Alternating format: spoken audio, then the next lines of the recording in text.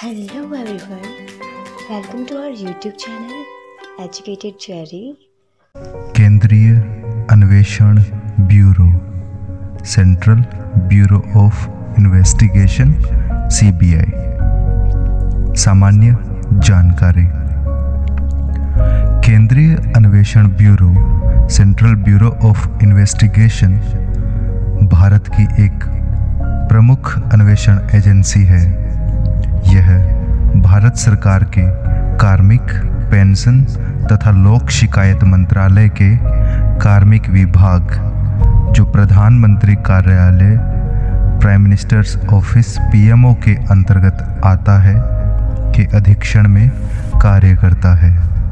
हालांकि भ्रष्टाचार निवारण अधिनियम के तहत अपराधों के अन्वेषण के मामले में इसका अधीक्षण केंद्रीय सतर्कता आयोग (CVC) के पास है। यह भारत की नोडल पुलिस एजेंसी भी है, जो इंटरपोल की ओर से इसके सदस्य देशों में अन्वेषण संबंधी समन्वय करती है।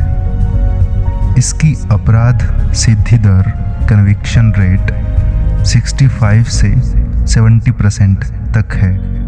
अतः इसकी तुलना विश्व की सर्वश्रेष्ठ अन्वेषण एजेंसियों से की जा सकती है। ऐतिहासिक पृष्ठभूमि। द्वितीय विश्व युद्ध के दौरान वर्ष 1941 में ब्रिटिश भारत के युद्ध विभाग डिपार्टमेंट ऑफ वॉर में एक विशेष पुलिस स्थापना स्पेशल पुलिस एस्टेब्लिशमेंट का गठन किया गया था, ताकि युद्ध से संबंधित खरीद मामलों में रिश्वत और भ्रष्टाचार के आरोपों की जांच की जा सके। दिल्ली विशेष पुलिस स्थापना अधिनियम DSPE एक्ट 1946 को लागू करके भारत सरकार के विभिन्न विभागों, संभागों में भ्रष्टाचार के आरोपों के अन्वेषण हेतु एक एजेंसी के रूप में इसकी औपचारिक शुरुआत की गई। CBI को दिल्ली विशेष पुलिस स्थापना अधिनियम 1946 द्वारा अन्वेषण करने की शक्ति प्राप्त है।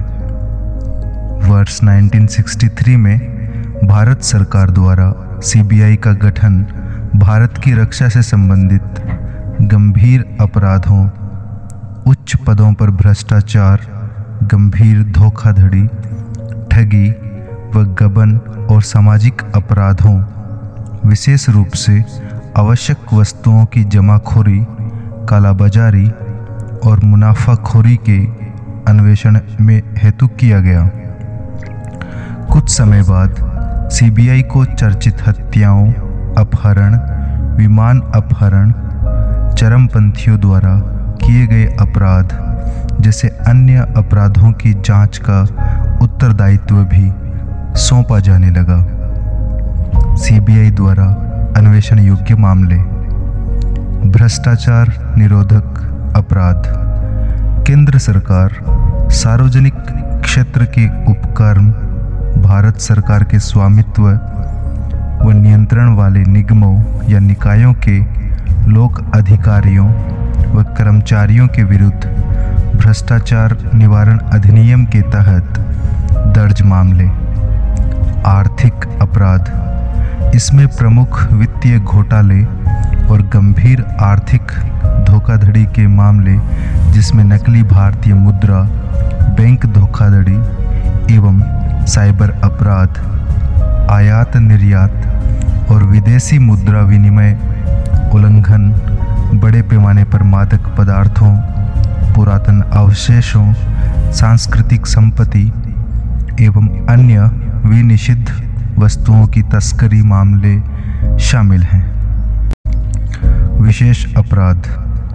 राज्य सरकारों के निवेदन पर या उच्चतम न्यायालय एवं उच्च न्यायालयों के निर्देश पर भारतीय दंड संहिता IPC एवं अन्य कानून के अंतर्गत दर्ज गंभीर, सनसनीखेज एवं संगठित अपराध जैसे आतंकवाद, बम विस्फोट, फिरौती के लिए अपहरण और माफिया या अंडरवर्ल्ड द्वारा किए गए अपराध।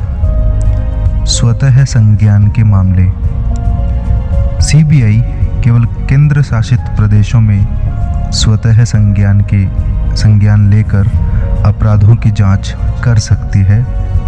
केंद्र सरकार किसी राज्य में अपराध की जांच के लिए सीबीआई को अधिकृत कर सकती है, लेकिन ऐसा केवल संबंधित राज्य सरकार की सहमति से किया जा सकता है।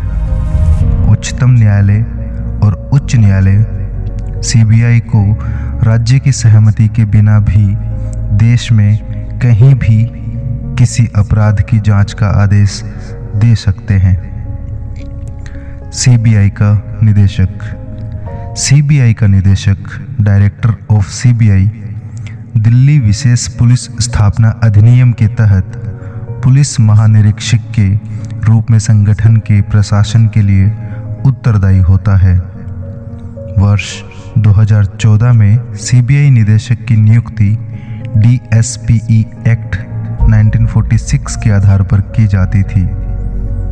वर्ष 2003 के विनीत नारायण मामले में सर्वोच्च न्यायालय की सिफारिश पर DSPE अधिनियम को संशोधित किया गया। साथ ही एक समिति द्वारा केंद्र सरकार को सीबीआई निदेशक की नियुक्ति से संबंधित सिफारिश भेजी गई, जिसमें केंद्रीय सतर्कता आयोग के प्रतिनिधि एवं गृह मंत्रालय एवं कार्मिक और लोक शिकायत मंत्रालय के सचिव सदस्य के रूप में शामिल थे। वर्ष 2014 में लोकपाल अधिनियम ने सीबीआई निदेशक की नियुक्ति के लिए एक समिति का प्रावधान किया। अध्यक्ष प्रधानमंत्री, अन्य सदस्य, विपक्ष के नेता, सबसे बड़े विपक्षी दल का नेता, भारत का मुख्य न्यायाधीश या सर्वोच्च न्यायालय के न्यायाधीश, गृह मंत्रालय, कार्मिक एवं प्रशिक्षण विभाग DOPT को योग्य उम्मीदवारों की एक सूची भेजता है। इसके बाद DOPT वरिष्ठता, ईमानदारी और भ्रष्टाचार निरोधक मामलों की जांच के आधार पर एक अंतिम सूची तैयार करता है और इसे समिति को भेजता है। CVC अधिनियम 2003 द्वारा सीबीआई के निदेशक को कार्यकाल 2 वर्ष तक तय किया गया। चुनौतियां। भारत के सर्वोच्च न्यायालय ने सीबीआई के कार्यकलापों में अत्यधिक राजनीतिक हस्तक्षेप किए जाने के कारण इसकी आलोचना की थी और इसे अपने स्वामी की आवाज़ में बोलने वाला पिंजराबंद तोता कहा था।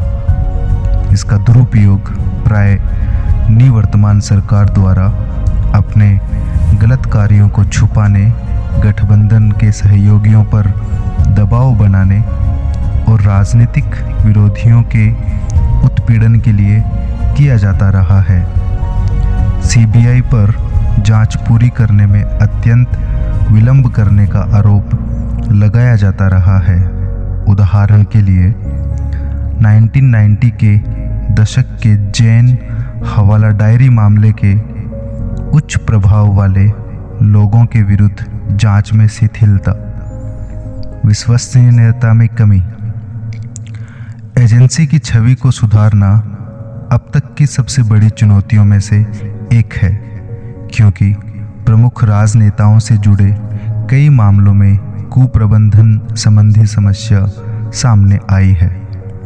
बोफोर्स घोटाले, हवाला कांड, संत सिंह चटवाल केस, भोपाल गैस कांड, वर्ष 2008 का आरुषि तलवार केस जैसे कई संवेदनशील मामलों की जांच में देरी के चलते उसकी तीव्र आलोचना हुई। जवाबदेही का अभाव। सीबीआई को सूचना का अधिकार अधिनियम के प्रावधानों से छूट प्राप्त है और इस प्रकार वह सार्वजनिक जवाबदेही से मुक्त है। कर्मियों की भारी कमी। इस कमी का एक प्रमुख कारण सीबीआई के कार्यबल का सरकार द्वारा कुप्रबंधन है, अर्थात अकुशल प्रणाली और अनावश्यक रूप से पक्षपातपूर्ण भर्ती नीतियों, जहां अपनी पसंद के अधिकारियों की नियुक्ति की जाती है, को आगे बढ़ाना, जिससे इस संगठन का अहित होता है। सीमित शक्तियां। जांच के संबंध में सीबीआई के सदस्यों की शक्तियां और अधिकतर क्षेत्र राज्य सरकार की सहमति के अधीन है। इस प्रकार सीबीआई द्वारा जाने वाली जांच की सीमा को सीमित कर दिया गया है। नियंत्रित पहुंच। संयुक्त सचिव और उससे ऊपर स्तर के सरकारी कर्मचारियों की जांच के लिए सीबीआई को केंद्र सरकार की पूर्व मंजूरी लेनी होती है, जो नौकरशाही के उच्च स्तर पर भ्रष्टाचार का मुकाबला करने में एक बड़ी बाधा है। संयुक्त राज्य अमेरिका और फेडरल ब्यूरो ऑफ इन्वेस्टिगेशन। संयुक्त राज्य अमेरिका में संघीय राज्यों का अपना संविधान है, लेकिन फिर भी उन्होंने स्वयं को federal bureau of investigation FBI के अधिकार क्षेत्र के अधीन रखा है, जो कि एक केंद्रीय एजेंसी है। भारत की तरह ही संयुक्त राज्य अमेरिका में भी पुलिस और सार्वजनिक व्यवस्था राज्य सूची का विषय है तथा संघीय अपराध के सभी मामलों में FBI एवं स्थानीय पुलिस को समवर्ती क्षेत्राधिकार प्राप्त है। लेकिन जिस मामले में FBI संलग्न होती है, उस मामले में स्थानीय पुलिस अपनी जांच बंद कर देती है। सुझाव। सीबीआई को सरकार के प्रशासनिक नियंत्रण से मुक्त करना। जब तक सरकार के पास सीबीआई में अपनी पसंद के अधिकारियों की नियुक्ति और स्थानांतरण की शक्ति रहेगी, तब तक सीबीआई स्वायत्त नहीं हो सकेगी और मामलों की स्वतंत्र रूप से जांच करने में असमर्थ होगी। एक विधान के माध्यम से नियंत्रक और महालेखा परीक्षक और निर्वाचन आयोग को प्राप्त वैधानिक स्थिति सदृश स्थिति सीबीआई को भी प्रदान करने से इस संस्था की स्वतंत्रता को बनाए रखने में मदद मिलेगी।